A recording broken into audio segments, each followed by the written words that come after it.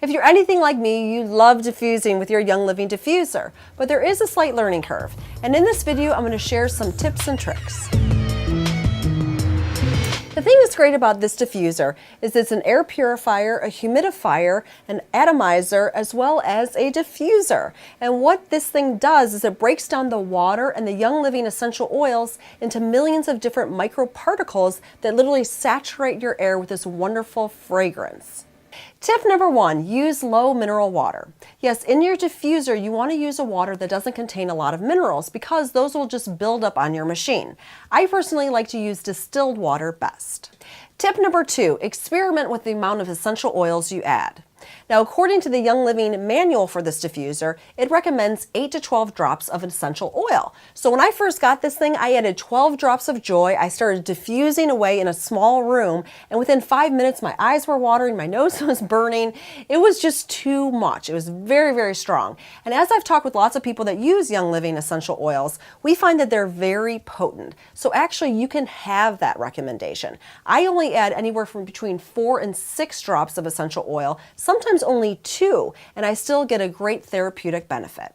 Tip number 3, mix your oils well. You can always just diffuse a single oil like lemon. You also can add some additional single oils to your lemon like lavender or spearmint and orange, whatever kind of combination you want to put together in terms of single oils. You also can diffuse an oil blend like Melrose. You can even add a single oil like lemon to your Melrose or your oil blend. But what you don't want to do is to diffuse an oil blend like Melrose with another oil blend like Citrus Fresh. Because when you start doing this, you've got so many different oil combinations going together, you're going to get some funky smells and maybe even some funky reactions. Tip number 4, fill your diffuser halfway. Now, if you fill your diffuser to its indicated line, it will run for about 2 to 3 hours. But what I like to do is actually fill it halfway and add about half the oil, so about 2 to 3 drops, so that I can run it multiple times during the day without wasting any oil. So in the morning, I'll do invigorating scents like Citrus Fresh or Awaken. Then in the afternoon, I'll do maybe Energy or Lemon for good mental clarity. And then before I go to bed, I can run calming things like Lavender or Valor.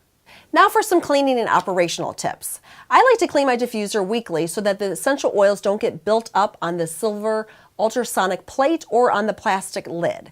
Now you can use this handy dandy sponge that comes with your diffuser, and for that silver ultrasonic plate you want to take this and put it in a little bit of rubbing alcohol, or if you lose this, you can just use a Q-tip and you put it just directly onto that silver plate and clean it that way. Then to clean your lid, just use a mild soap like Bronner's, wash it up and rinse it, and you're good to go.